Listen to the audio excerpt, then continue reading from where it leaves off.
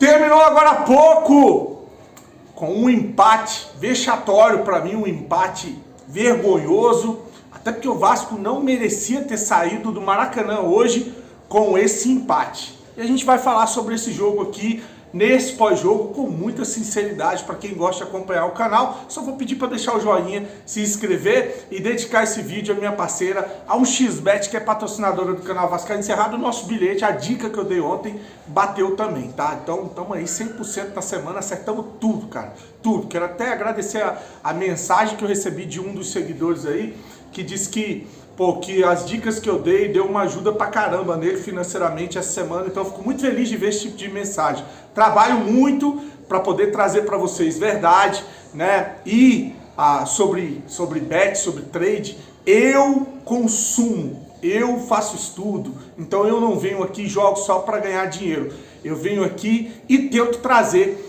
facilidade para você, tento trazer algumas dicas importantes para que você não saia aí fazendo bilhete de loteria para pegar odd alta e que isso não é sustentável, isso aí não é rentável no longo prazo, tá?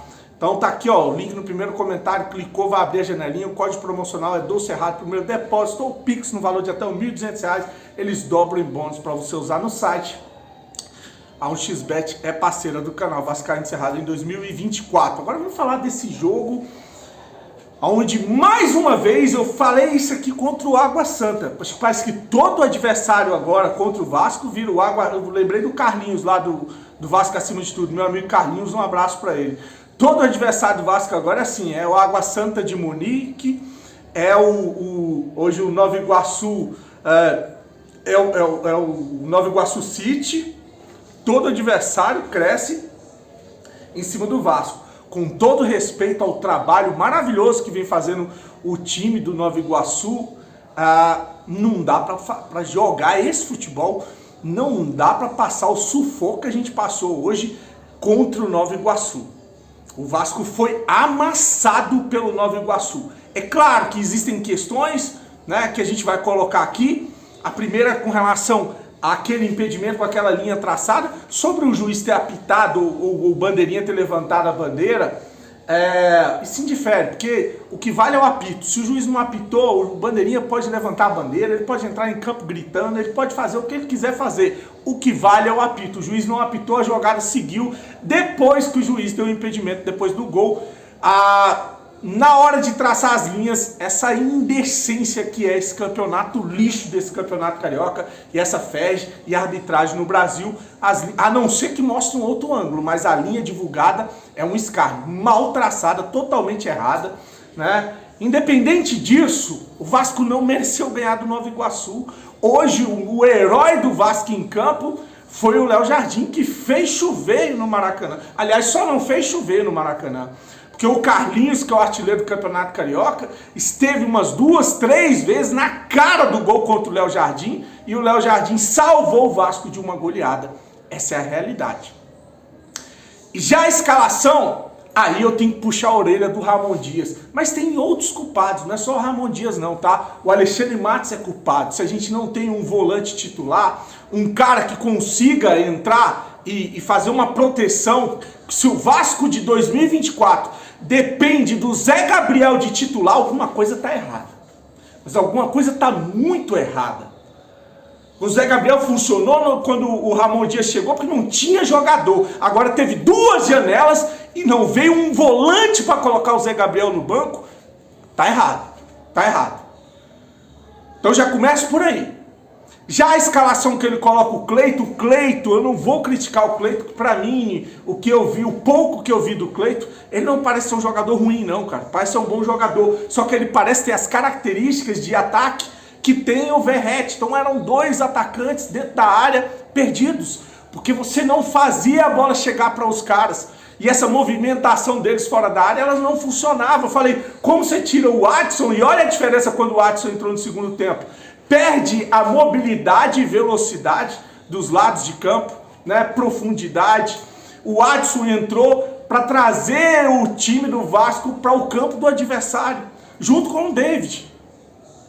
Então, quando o Ramon Dias coloca em campo o Verratti com o Cleiton, juntamente com o Payet, a gente entra em campo com 3 jogadores que não marcam. Hoje o futebol ele é muito competitivo, todo mundo tem que marcar. Se você não tiver uma função quando o adversário está com a bola, aí, meu amigo, o adversário vai sobrar, principalmente no meio de campo. E aí é que é sobrecarregado o setor defensivo, porque você tem o Verratti, o Cleito, o Payet e o Galdames, que acha que ele é meio atacante, que acha que ele é centroavante e que ele não marca absolutamente ninguém. Você tem meio time que não está marcando. E o Nova Iguaçu fez o que fez o Água Santa. Teve liberdade para fazer o que quis dentro de campo. Só não teve a competência de botar a bola para dentro. O Água Santa de Munique pegou hoje o time B ou o time C do Corinthians, não conseguiu fazer sequer um gol. Um gol no time reserva do Corinthians. Contra o Vasco jogou parecendo uma seleção. Em São Januário, lotado. Agora o Nova Iguaçu pega o Vasco no Maracanã lotado. E não toma conhecimento do time do Vasco. E falar em tomar conhecimento, os jogadores do Vasco têm que entender o tamanho disso aqui. Não dá para ficar perdendo tempo. Você que está num volume, está apertando para virar o jogo, discutindo, brigando. Infantilidade do caralho, seu Verratti, o Payet, o Medel, o Cocão. Não dá pra ficar batendo boca com o jogador do Nova Iguaçu, cara. Não é um clássico. Não dá pra você tá... Você tá vendo que os caras estão quebrando o jogo? Você tá num volume, você tá tentando virar, e aí vira aquela confusão toda, tentando tirar os jogadores do próximo jogo, e os caras perdem. Acho que o problema mental também tá interferindo muito o Vasco. Então, escalação errada do seu Ramon, um time que não tem marcação, não tem pegada, uma montagem de time mais uma vez errada da 777, essa empresa que eu falo que é vagabunda, é uma empresa que... E olha, eu vou trazer uma sequência de reportagem que ela tá falindo, a 777, tá? Ela tá falindo. Ela tá falindo. Tem gente que não acredita, a 777 tá falindo. E existe um movimento no Associativo de Vasco de união da galera do Associativo para meter o pé na bunda da 777. E muita gente já tá sabendo disso. Eu já falei isso aqui. Vai dar briga, vai dar justiça, mas isso é um outro assunto. A 777 caga e anda para o que é, ou para o que representa, ou para o que precisa o Vasco da Gama. O Alexandre Matos virou só uma bonequinha da 777 e traz jogadores aí que não entram para ser titular absoluto. Não trouxe um primeiro volante, um camisa 5, não trouxe um meia, porque se a gente perde um Payet no Campeonato Brasileiro não tem o substituto, trouxe só um jogador que tem as mesmas características, entre aspas, do Verratti, que é o Cleito, que eu quero ver ele com mais tempo, porque parece um jogador interessante. Então, dito isso, a gente precisa agora, com o que tem, organizar a casa. Perdemos o Cocão para o próximo jogo, o Sforza entrou bem, o Adson entrou bem. Não dá para entrar com um esquema com 3 zagueiros e um buraco nesse meio de campo, porque todo time, mais ou menos, vai jogar como se fosse uma seleção contra o Vasco. Ponto. Eu não vou ficar aqui falando de esquema tático. O Vasco tomou um gol, deveria ter tomado uns 2, 3 no primeiro tempo, que o Léo Jardim salvou, a trave salvou. No segundo tempo, quando a trave salvou, depois o cara foi lá e fez, mas parece que estava impedido. E o Vasco mais uma vez vai para o abafo, e mais uma vez o Payet, que estava apagado, entrou no jogo e bastou 10 minutos de jogo do Payet para quase a gente virar.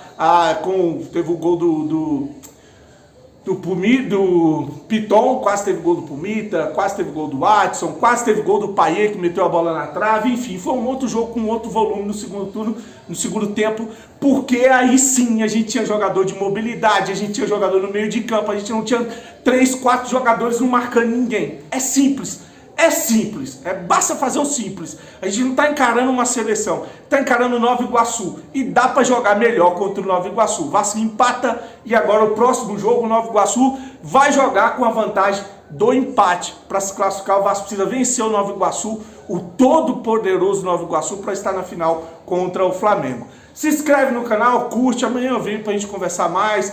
Desejar para você uma semana abençoada, fique com Deus e saudações vascaínas.